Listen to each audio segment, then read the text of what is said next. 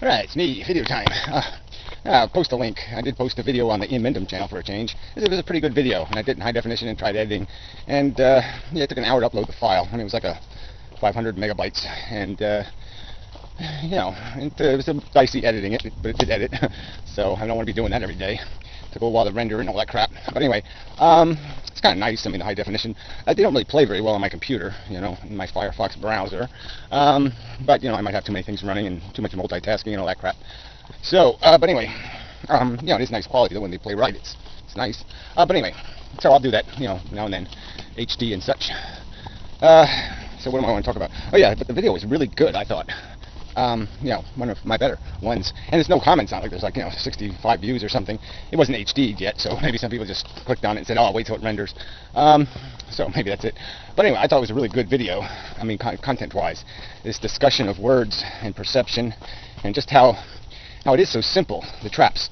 You know, we just grow right into the language that we're speaking, and we're stuck with these archaic bits in there that really do propagandize.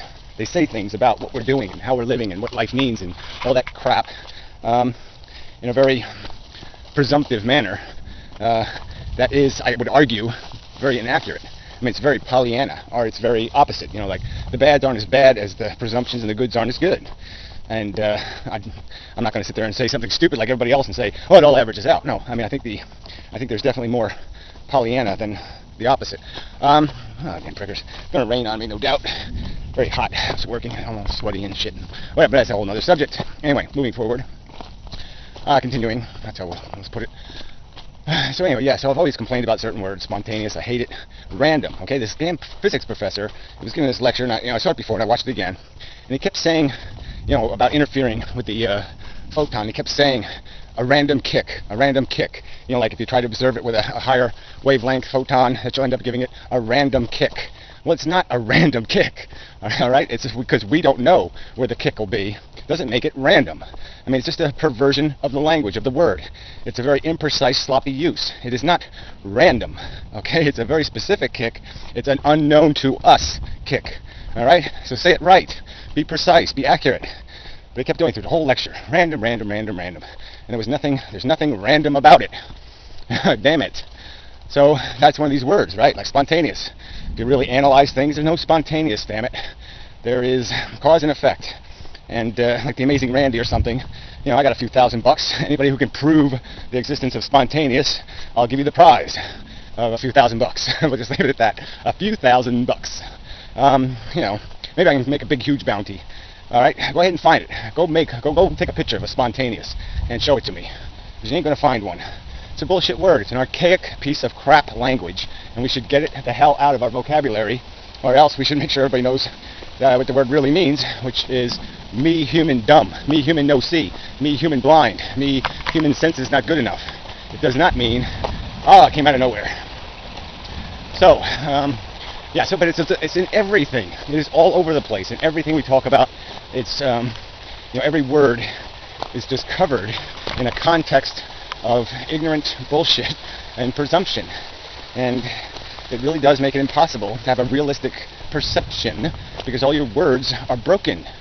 You know, so when we say life, we're just not getting it. Life is not flowers pollinating or some kind of. I mean, certainly that's a living thing, but life in itself has always got to be understood in the context. And the context of that word is a reproducing bit of chemistry billions of years ago. One stinking chromosome, one stinking piece of DNA that we all still have a piece of, that we all still have a copy of. That's the reality. And how it has just blanketed the world. And life, and should the part of the context is life. Yes, expansion is what it is. Life, trapped on an island, it will cannibalize. That's what life does on an island, okay? The living things eat each other. Not by choice, not because it's a good idea, but because there's nothing else to do. There's nowhere else to go but, you know, back at your parents.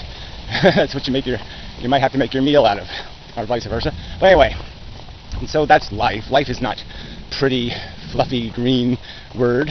It's a harsh and brutal system of consumption and And there's got to be a word for this taking over, this multiplying over everything. It's like a tank. It's not merely, even reproduction doesn't say it. Reproduction implies you make one copy. Reproduction doesn't imply that there could be, for every couple of humans, there could be a lineage of billions. I mean, every one of them is theoretically an Adam and Eve, and they will create population sufficient to cover the planet. That's the implication. It's got to be understood in that context. And when people say, I have a right to reproduce and have kids, well, they got to understand that in the context of, as everybody exercises that right, what's the implication?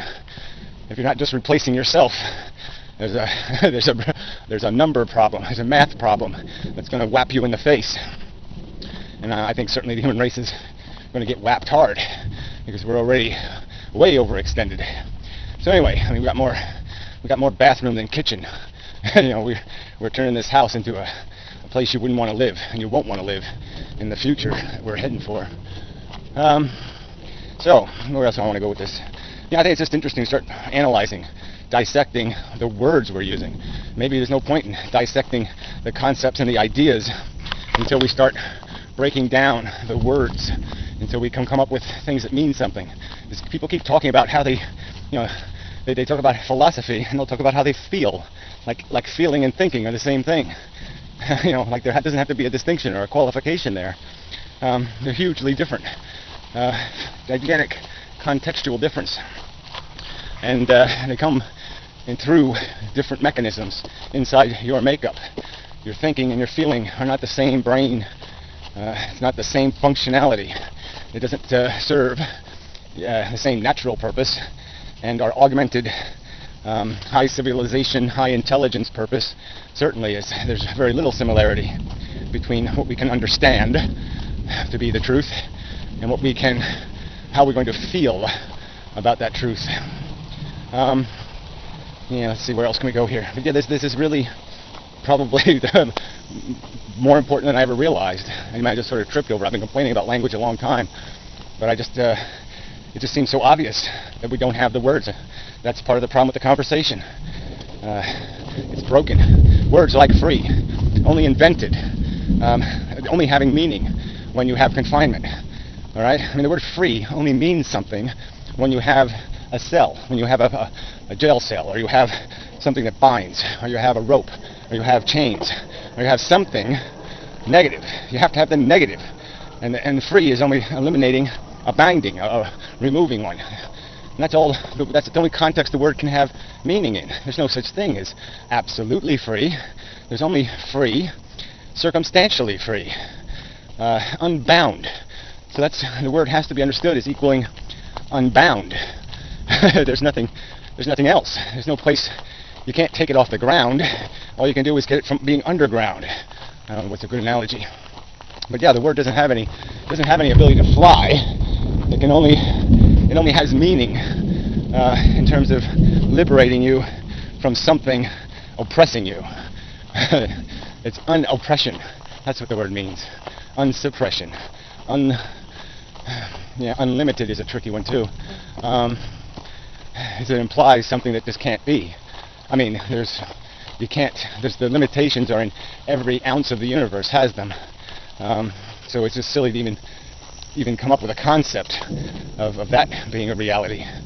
But again, it's always just seeing the white spaces where the meaning of the word is. Freedom versus responsibility in terms of politics or behavioral judgment. Responsibility is where the gold is in that word. What are your responsibilities? And what's left over is your freedom. What isn't your responsibility is your freedom, is your right. So anyway, so I guess I've attempted to play with these words in the past, because I have done some of these arguments, the freedom versus responsibility, the rights versus responsibility argument. Until other people understand these words, then for what they really mean, there's no point in using them, because every sentence that contains them becomes a perversion and a distortion, because you're not communicating the truth of the concept. You're communicating a canard, a lie, a pile of shit, something that doesn't exist, something that doesn't mean anything, something that has no logical substance, and it just breaks the logic of the entire argument. So anyway, that's enough of the video now. Went on a little bit. It really is hot, humid, and my shoe is untying. But you know, it could be worse. I could have malaria or something. So an untied shoe is not too bad. But anyway, but again, I'm comparing it, and that's a huge bit of context. If we're going to keep making something look like a gift because we're going to compare it to something horrible, well, that's just plain stupid. That's sort of Pyro's argument, which I thought was kind of lame. You know, life is better than horrible for him now, so that's good. It's good enough then. He has low standards. That's nothing to be proud of. Low standards. But anyway, till next time. And such. 11 seconds. Yeah, it did rain, but it was nice. And the pool was kind of interesting. This rain would hit and the little drops would go flying up, and